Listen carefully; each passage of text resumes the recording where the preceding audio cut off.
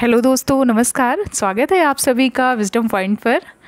दोस्तों, हम देख रहे हैं हिंदी साहित्य से संबंधित एक महत्वपूर्ण श्रृंखला जो कि आधारित है डॉक्टर गोविंद पांडे व सरस्वती पांडे जी की किताब हिंदी भाषा एवं साहित्य का वस्तुनिष्ठ इतिहास पर।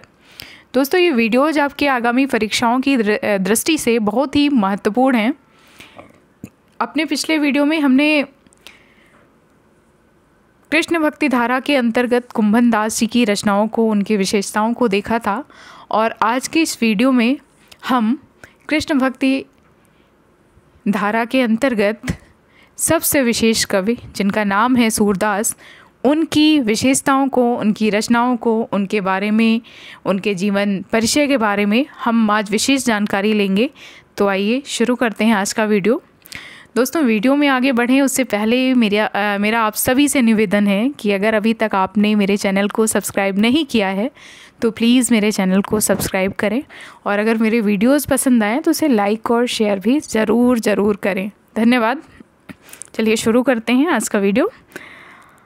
आचार्य हजारी प्रसाद द्विवेदी जी ने लिखा है कि सूरदास ही ब्रजभाषा के प्रथम कवि हैं और लीला गान का महान समुद्र सूरसागर ही उनका प्रथम काव्य है। क्या कहा है आचार्य हजारी प्रसाद द्विवेदी जी ने? इन्होंने कहा है कि सूरदास ही ब्रजभाषा के प्रथम कवि हैं और लीला गान का महान समुद्र सूरसागर ही उनका प्रथम काव्य है। सूरदास जी का जन्म बैसाख शुक्ल 5 दिन मंगलवार संवत 1535 विक्रम संवत को हुआ था। ये वल्लभाचार्य जी से 10 दिन ही छोटे थे।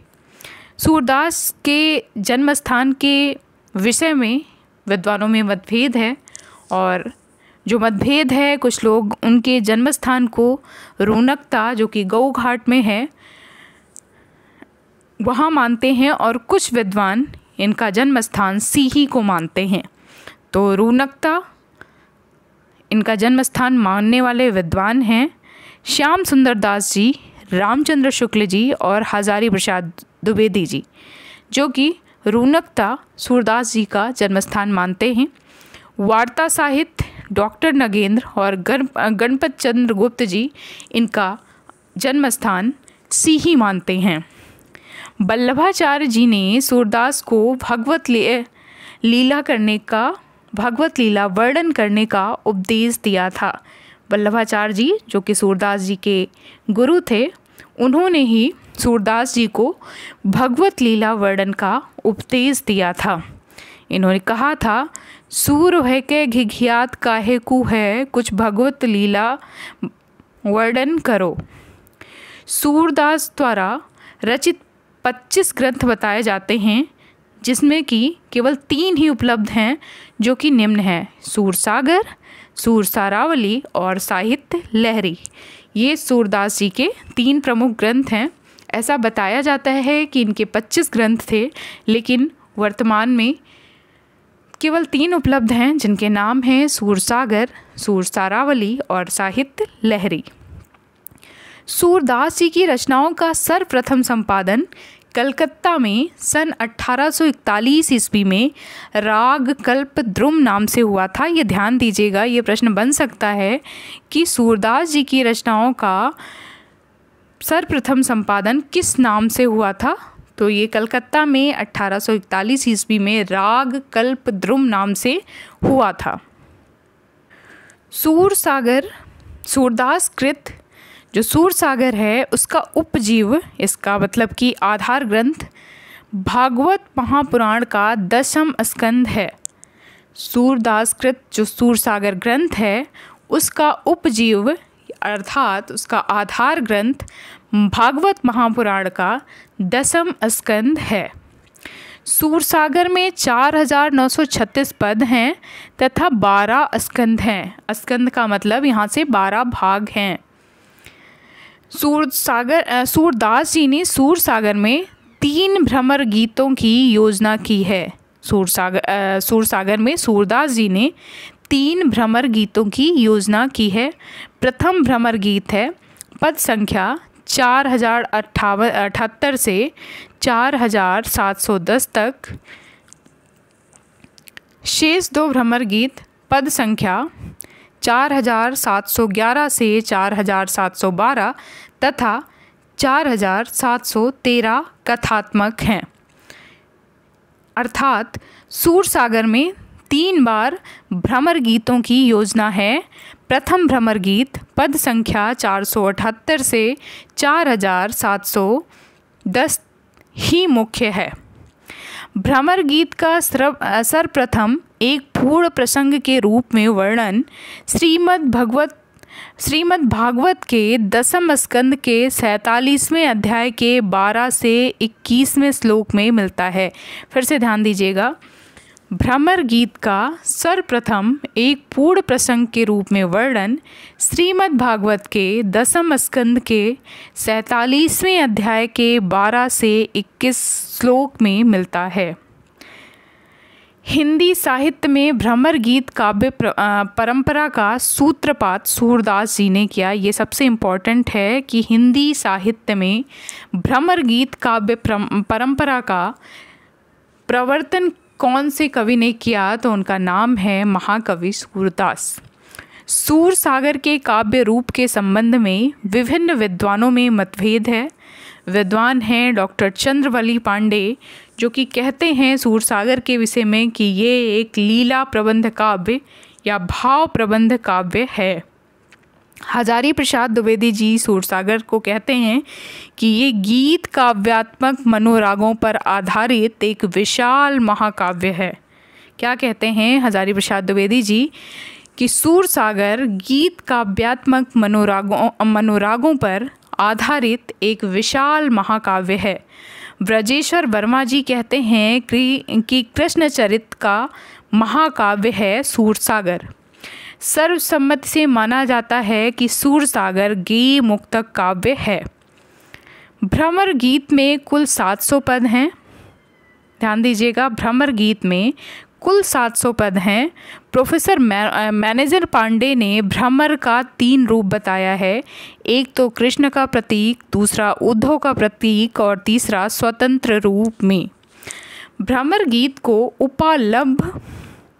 उपालंब काव्य भी कहा जाता है। भ्रमर गीत को उपालंब काव्य भी कहते हैं। आचार्य रामचंद्र शुक्ल ने इसे ध्वनि काव्य कहा है। ध्यान दीजिएगा, आचार्य रामचंद्र शुक्ल जी ने भ्रमर गीत को ध्वनि काव्य कहा है तथा अन्य विद्वान इसको उपालंब काव्य भी कहते हैं।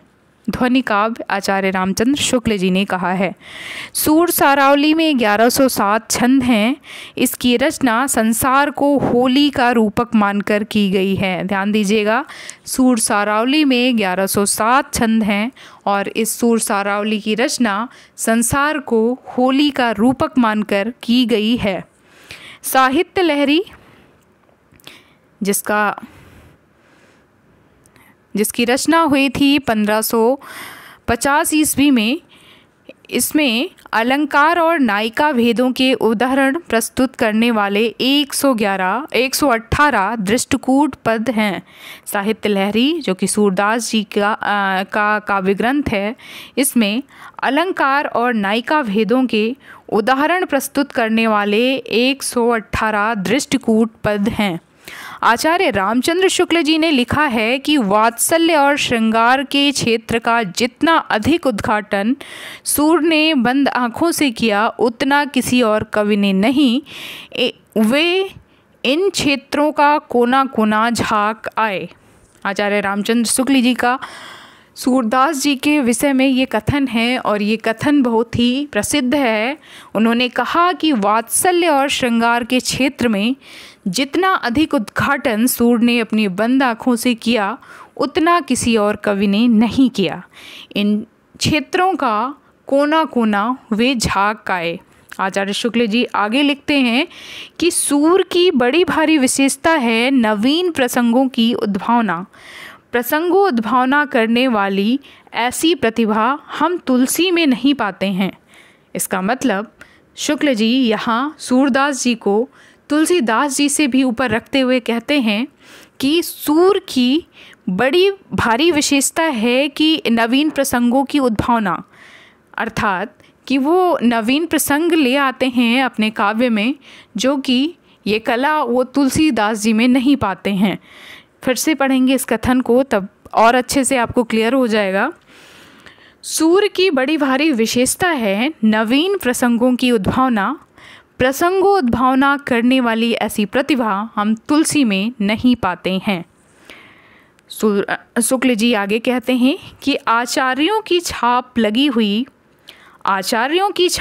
हुई 8 वीणाएं श्री कृष्ण की प्रेम लीला कीर्तन करने उठीं, जिनमें सबसे ऊंची सुरीली और मधुर झनकार अंध कवि सूरदास की वीणा की थी। ध्यान दीजिएगा, आचार्यों की छाप लगी हुई 8 वीणाएं श्री कृष्ण की प्रेम लीला कीर्तन करने उठीं, जिनमें सबसे ऊंची सुरीली मधुर झनकार अंध कवि सूरदास की वाणी की थी। आचार्य हजारी प्रसाद द्विवेदी जी ने लिखा है कि सूरदास जब अपने विषय का वर्णन करते हैं तो मानो अलंकार शास्त्र हाथ जोड़कर उनके पीछे दौड़ा करता है।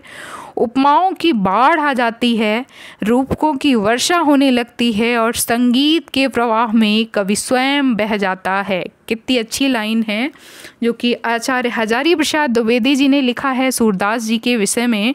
वो कहते हैं कि सूरदास जी जब अपने विषय का वर्णन शुरू करते हैं तो मानो अलंकार शास्त्र हाथ जोड़ के उनके पीछे दौड़ा करता है। उपमाओं की बाढ़ आ जाती है, रूपकों की वर्षा होने लगती है और संगीत के प्रवाह में कवि स्वयं बह जाता है। सूरदास जी की मृत्यु पर विट्ठल दास जी ने कहा था कि पुष्टि मार्ग को जहाँ जात है, जाए कछु लौनो होय सो लेओ। सूरदास जी की मृत्यु पर ये कथन है विट्ठल दास जी का। ध्यान दीजिएगा, विट्ठल दास जी जो कि पुत्र हैं वल्लभाचार्य जी के। तो दोस्तों, ये था हमारा आज का वीडियो। उम्मीद करती हूँ कि आपको पसंद आया होगा, और अगर आपको मेरा वीडियो पसंद आता है तो प्लीज़ मेरे वीडियोज़ को लाइक और सब्सक्राइब ज़रूर करें। धन्यवाद।